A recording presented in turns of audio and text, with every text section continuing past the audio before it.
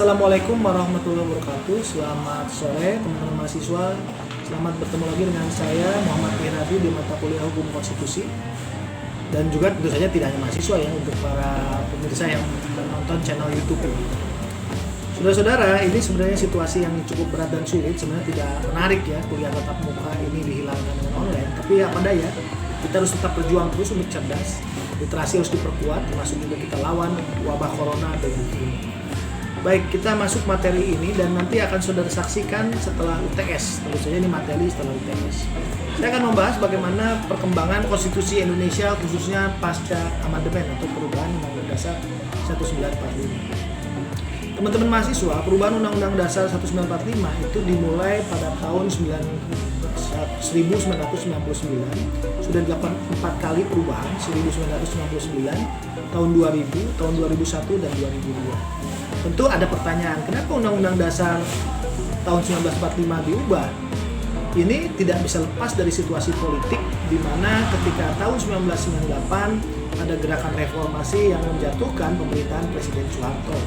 Kenapa Presiden Soeharto dijatuhkan? Karena selama 32 tahun pemerintahannya selain ada kemajuan ekonomi, tapi dalam bidang demokrasi dan politik itu terjadi permasalahan. Pemerintahannya cenderung sentralistik, kurangnya partisipasi masyarakat, partai politik cuma 2 yaitu PDI dan P3, serta golongan karya tidak menyatakan diri sebagai parpol tapi ikut pemilu. Kemudian hampir sejak menjabat jadi presiden, Pak Harto selalu terpilih dengan MPR yang dengan DPR yang tidak demokratis. Gerakan mahasiswa tahun 1997 dan berujung pada 1998 itu mencoba melakukan koreksi terhadap pemerintahan Presiden Soeharto. Dan salah satu koreksinya itu perlu amandemen Undang-Undang Dasar 1945. Kenapa perlu amandemen? Karena ternyata pasal-pasal di Undang-Undang Dasar sebelum dirubah itu banyak pasal-pasal yang cenderung siapapun presidennya itu akan menjadi otoriter. Contohnya mengenai ketentuan-ketentuan pasal-pasal mengenai pemilihan presiden, masa jabatan presiden itu sangat minim pembatasan. Dikatakan di pasal 7 Undang-Undang Dasar 1945 mengatakan bahwa presiden dan wakil presiden memegang jabatan 5 tahun dan sesudahnya dapat dipilih kembali. Katanya di sini nggak ada batasnya, artinya orang yang sama bisa dipilih terus-menerus jadi presiden. Maka dengan melakukan amandemen, maka dianggap struktur ketatanegaraan kita yang mendasar diharapkan bisa menjadi semakin demokratis.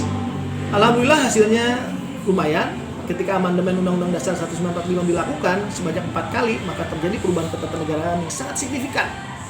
Sekarang presiden dipilih langsung. Kalau dulu presiden dipilih oleh MPR dan diangkat oleh MPR. Sekarang dipilih langsung oleh rakyat.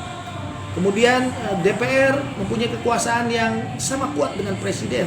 Dulu DPR memang di Undang-Undang Dasar kuat ya, tapi dalam praktek DPR cenderung di bawah bayang-bayang presiden. Sekarang DPR dan presiden sama-sama kuat karena kekuasaan yang membentuk undang-undang itulah DPR. Tentu melibatkan presiden ya, presiden. Jadi kerjasama dalam buat undang-undang. Kemudian ada lembaga baru yang cukup signifikan dan strategis, yaitu adanya namanya Mahkamah Konstitusi. Apa fungsi Mahkamah Konstitusi? Saya memaknainya, Mahkamah Konstitusi itu adalah peradilan tata negara, pengadilan yang mengawal konstitusi, yang tugasnya diantaranya adalah menguji undang-undang terhadap undang-undang dasar, menyelesaikan sengketa lembaga negara, kemudian juga dapat berwenang memutus kasus-kasus terkait pembubaran partai politik, termasuk juga menyelesaikan perselisihan hasil pemilu. Dan yang paling strategis dan penting, Mahkamah Konstitusi itu harus dilibatkan ketika misalnya DPR menilai ada dugaan presiden melanggar hukum. Maka sesuai ketentuan Undang-Undang Dasar, maka proses dugaan melanggar hukum itu harus diperiksa dulu oleh Mahkamah Konstitusi, dan Mahkamah Konstitusi harus memutuskan pendapat DPR apakah presiden betul-betul melanggar hukum atau tidak. Dulu sebelum Undang-Undang Dasar 1945 dirubah, presiden itu dapat dijatuhkan adalah dengan cara karena melanggar haluan negara. Apa itu haluan negara? Di dalamnya adalah Undang-Undang Dasar, peraturan perundang-undangan dan sebagainya. Sekarang presiden hanya bisa dijatuhkan kalau melanggar hukum. Apa melanggar hukum? Melakukan pengkhianatan, melakukan korupsi, membuat perbuatan tercela dan sebagainya. Jadi kalau dulu pendekatannya bisa politik untuk memberhentikan presiden, sekarang pendekatannya murni 1000%, 1.000.000% pendekatannya hukum. Ya, jadi siapapun presidennya, ketika terpilih jadi presiden, maka dia tidak bisa dijatuhkan hanya alasan-alasan politik. Dia hanya bisa dijatuhkan dengan alasan hukum. Jadi dengan undang dasar yang baru ini kita berhasil menjadi lebih baik, kita bisa membangun sistem demokrasi yang lebih baik. Tinggal persoalannya adalah bagaimana menjaga, memastikan agar di dalam implementasi kehidupan ketatanegaraan kita sesuai dengan Undang Dasar 1945. Kemudian hal lain juga yang diadopsi dalam perubahan Undang Dasar 1945 kita adalah kita mempunyai lembaga-lembaga baru yang mempunyai fungsi-fungsi melengkapi lembaga-lembaga yang ada. Misalnya Komisi Yudisial, dia mempunyai fungsi bagaimana menjaga marwah hakim agar hakim betul-betul bisa menjadi profesional, lalu melakukan rekrutmen terhadap calon hakim agung, di mana selama ini rekrutmennya mungkin kurang transparan, kurang terbuka, dan kurang profesional. Maka dalam lembaga Komisi Yudisial dia akan mengawasi secara eksternal, secara maksimal tentang fungsi-fungsi tersebut. Ini yang menjadi lebih demokratis.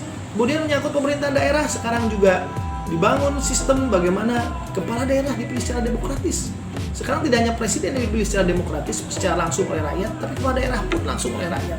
Jadi legitimasi gubernur, bupati, wali kota dengan undang-undang dasar yang baru betul-betul optimal, betul-betul mencerminkan semangat demokrasi. Tinggal lagi-lagi persoalannya bukan di level aturan, kadang-kadang di level implementasi. Kita tahu dalam implementasinya tentu masih ada kekurangan-kekurangan dalam sistem demokrasi. Misalnya saja kita pernah mendengar mungkin politik dinasti ya, politik di mana yang terpilih dalam pilkada ternyata masih sanak famili ya, tantenya, pamannya, kakeknya, neneknya dan sebagainya.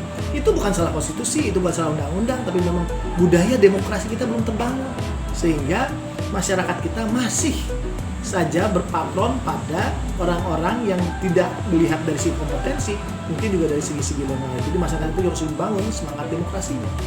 Kemudian juga hal lain juga yang harus kita lihat bagaimana kita harusnya membangun sistem presidensial yang kuat. Di mana sistem presidensial yang kuat itu di berbagai negara itu baru kokoh kalau sistemnya dibangun dengan parlemen yang partainya sederhana. Kita sekarang secara politik mengalami penyimpangan di mana meskipun sistem presidensial ternyata kita punya partai banyak. Akhirnya presidensial kita berbasis multipartai. Akibat multipartai maka kepala presiden siapapun, kepala negara siapapun harus bernegosiasi dengan partai-partai yang sebenarnya juga partai-partainya tidak semua dapat cukup suara sebenarnya untuk melakukan proses negosiasi, proses lobby dan sebagainya. Inilah gambaran proses demokrasi kita. Nah, teman-teman mahasiswa, teman-teman pemirsa, teman-teman yang memperhatikan channel YouTube ini, nanti silakan setelah paparan ini Anda melacak buku-buku literatur terkait tentang hal ini dan kita bisa belajar banyak tentang Indonesia yang lebih baik. Terima kasih. Assalamualaikum warahmatullahi wabarakatuh. Selamat sore.